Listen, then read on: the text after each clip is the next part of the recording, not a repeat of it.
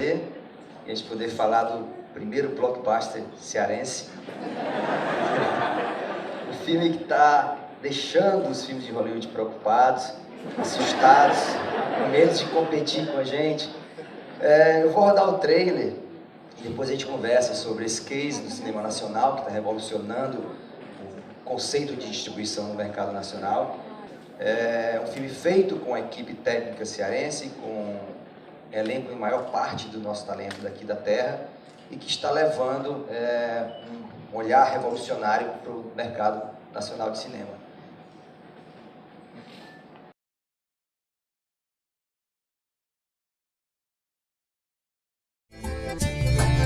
Pense num lugarzinho longe. Esse lugar aqui é a área onde se avista mais disco voador no Brasil. Pense no Cabra. Francis Wellington. Francis Leite. Nome cearense mesmo. Uma esposa graciosa. Tem pelo menos bife do Oião. O nome disso é Uvo. Agora pense numa aventura estrambólica. Shakira pode ser nossa Hollywood.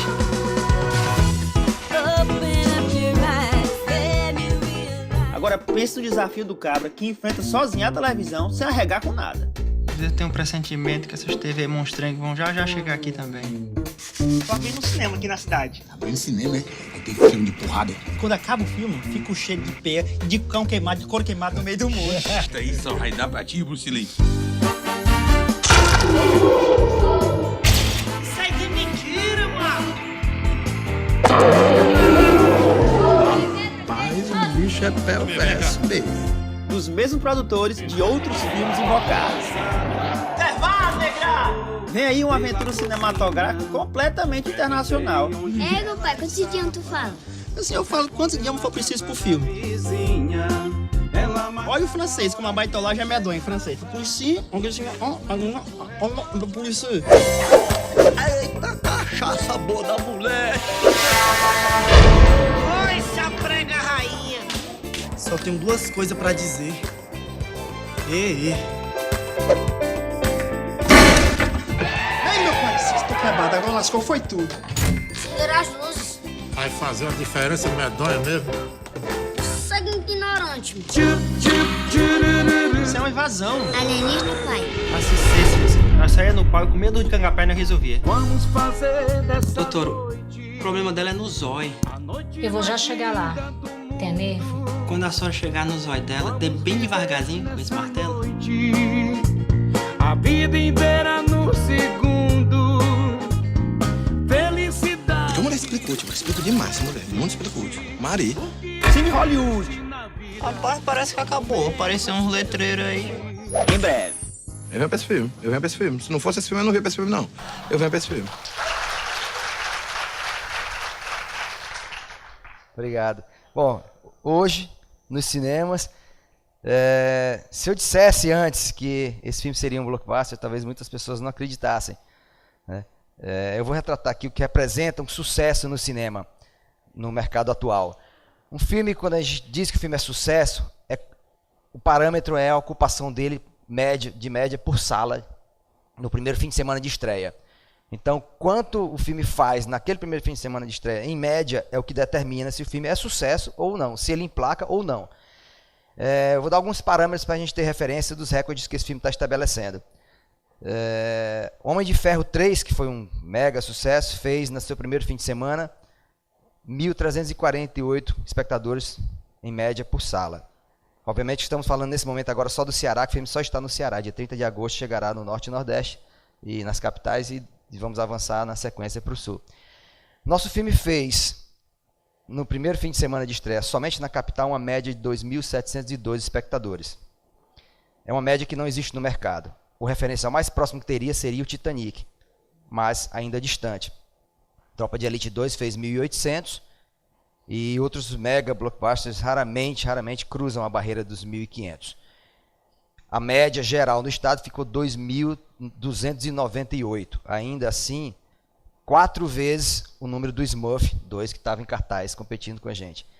Um mega lançamento que foi feito no mesmo dia que ele, um filme chamado Círculo de Fogo, que foi uma produção de mais de 100 milhões de dólares e outros tantos milhões para lançar no mundo inteiro, nós chegamos a fazer 10 vezes a bilheteria dele em vários cinemas na cidade. O filme está quebrando recorde de sessões esgotadas. Todo dia são dezenas e dezenas de sessões esgotadas no estado inteiro. O normal de um filme ser lançado numa sexta-feira e o parâmetro de comparação para a sexta-feira seguinte, quase todos os filmes, 99%, a regra do mercado é o filme ter uma queda normal, natural. Se o filme é bom, pode chegar a essa queda de 20% a 30%. Nós subimos 60%. É contra a curva do mercado.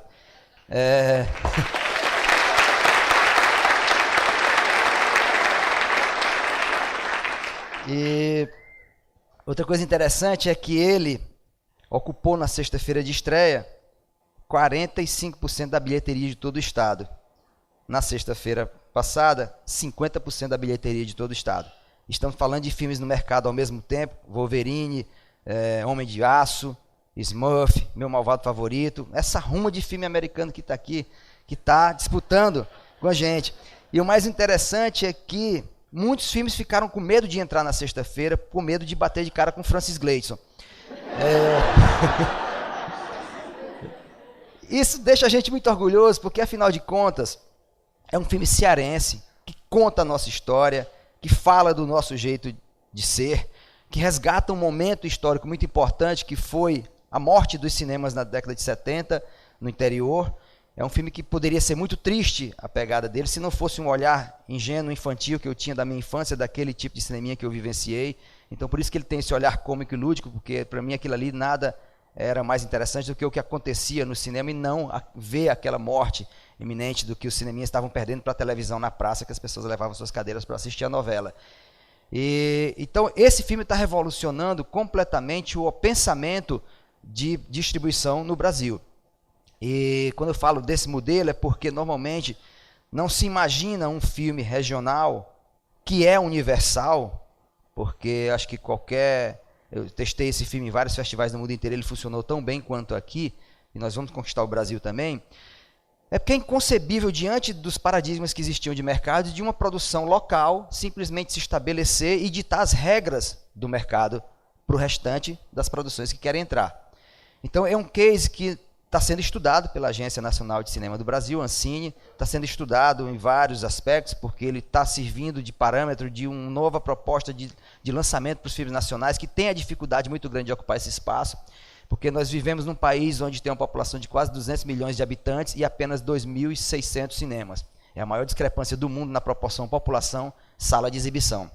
E isso deixa esse mercado muito disputado e quase em condições de desigualdade para quem pensa em colocar um produto nacional independente. Mas nós estamos falando de algo que está revolucionando. Nós estamos falando de um herói cearense que vai na contramão de tudo, de um filme falado em cearense, com legendas, sem atores, caras estampadas conhecidas de novela. É um filme que fala de um assunto nosso e que de repente criou um herói chamado Francis Gleeson, que está colocando medo nos homens de ferro da vida. E isso para a gente é motivo de muito orgulho.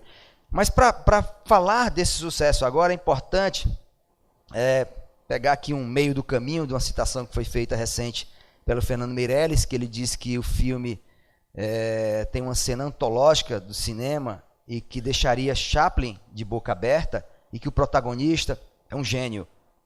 Então assim, foi o Fernando Meirelles que diz, espera aí, mano. Acaba tem que murchar as orelhas, escutar e parar para entender melhor isso aqui de uma forma mais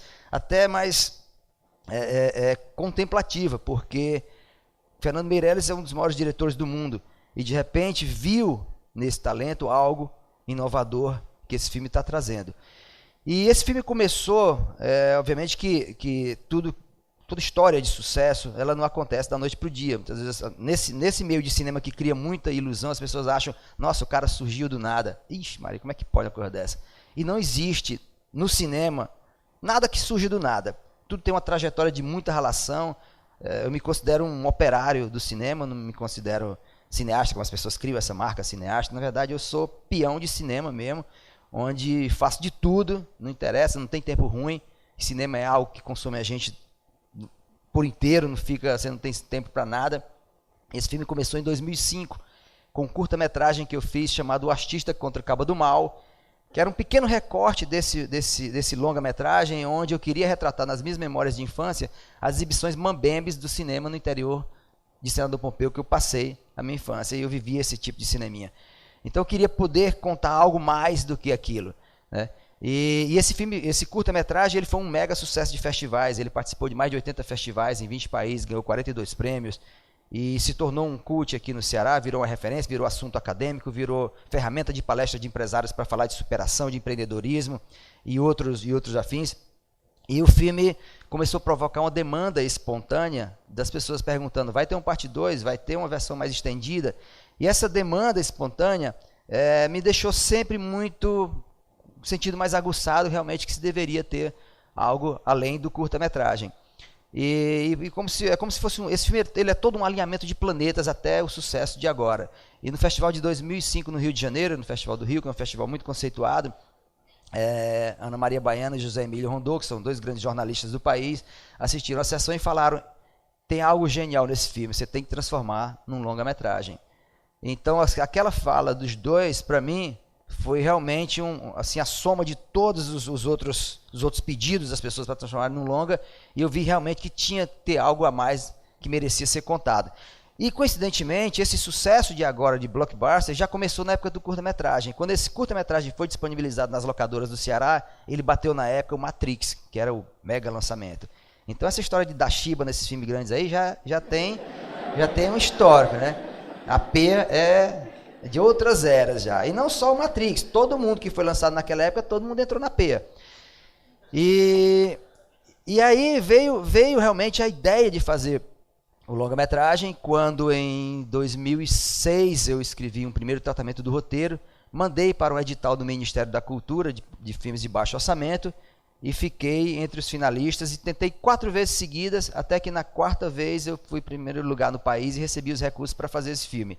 Que os recursos é a soma de R$1 milhão, que para cinema não é absolutamente nada, não bate nem um centro, é um micro orçamento dentro dos padrões até mesmo nacionais.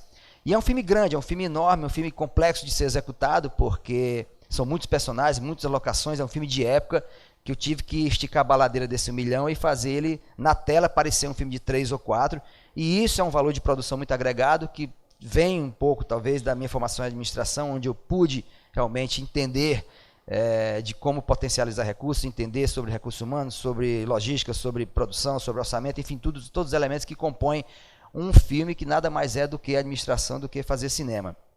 E o resultado na tela é muito expressivo, e o que é interessante nesse filme é que ele provocou o orgulho cearense. Nós vivemos, esse filme teve um momento muito especial para ser lançado, porque é um momento onde nós estamos no autoestima, uma época que poderia parecer, o que poderia nos envergonhar, talvez, de falar da forma que nós falamos, como já foi em outras épocas, hoje é motivo de orgulho, né? Então o filme tinha uma proposta rigorosa de ser autêntico. Eu acompanhando ao longo da vida, vendo produções de outros lugares, novelas, tudo, eu sempre percebi que as pessoas tentavam nos representar com um sotaque, com um estereótipo que não era nosso. Aquilo soava sempre muito falso, então nem era para o cearense, nem era para o nordestino, nem para o baiano, nem para o maranhense, enfim, era algo genérico, sintético, que ninguém sabia de onde vinha e qual era aquela proposta. E esse filme está mostrando que o Brasil tem uma dimensão continental, tem sua diversidade cultural, e que mostra um caminho através do regionalismo, de você encontrar um ponto de partida, e esse ponto de partida se tornar universal numa onda de propagação. É o que está fazendo esse filme. Nós invertemos a proposta de lançamento, onde ao invés de começar no Brasil inteiro, em todas as salas, começamos no lugar onde o filme nasceu, onde ele tinha o poder maior de dialogar com o seu público, onde existia esse anseio desse público querer ver esse filme, e assim nós poderíamos provocar um fenômeno, e esse fenômeno se propagar pela curiosidade de saber que filme é esse que bate as produções americanas, e é o que tem acontecido. Então a resposta do público cearense ao chamado foi muito boa. Até agora nós estamos com sessões esgotadas, praticamente todas esgotadas para hoje, e isso aí provocou realmente uma onda de propagação no país inteiro, onde o país inteiro espera por esse filme, o país inteiro quer saber o que é esse filme. E esse é um modelo que pode realmente favorecer e abrir portas, e abrir janelas para outras produções, porque o lançamento nesse formato é muito mais barato do que lançar aberto no país inteiro. Então isso possibilita a produção regional encontrar o seu espaço, encontrar o seu nicho de mercado e poder se comunicar com o seu público. O momento, quando eu falo que esse momento foi muito especial, é porque nós vivemos um momento muito exaltado para o bem, eufórico da nossa cearensidade, né? O Suricate Cebosa tem um papel muito importante na internet de colocar aquelas tirinhas, a gente se identificar com aquilo, a gente propagar aquilo e se ver naquilo e já está de repente no nosso dia a dia falando aquilo que a gente já fala, mas não percebia, né? E a provocação da legenda é exatamente porque quando a gente para pensar nessa dimensão que é o Brasil, nós falamos um cearense que beira um dialeto quando a gente fala um com o outro, né? O cearense tem coisas que... O cearense ele não só fala ligeiro, como compacta as palavras, como inventa palavras novas, como já está quase nem falando, às vezes ele está só grunhindo. Isso aqui tem milhões de informações nesses grunhidos assim, né? E... eu não queria castrar essa nossa forma de falar no filme. Por isso que ele tem o recurso da legenda, né? Até porque tem palavras que nós falamos no dia a dia que só existem aqui. Como é que a palavra, por exemplo, espilicute, que eu acho a coisa mais linda do mundo, essa palavra espilicute, né? Que só tem no nosso lindo cearense, que vem do inglês she's pretty cute. Mas a verdade é essa mesmo, vem daí.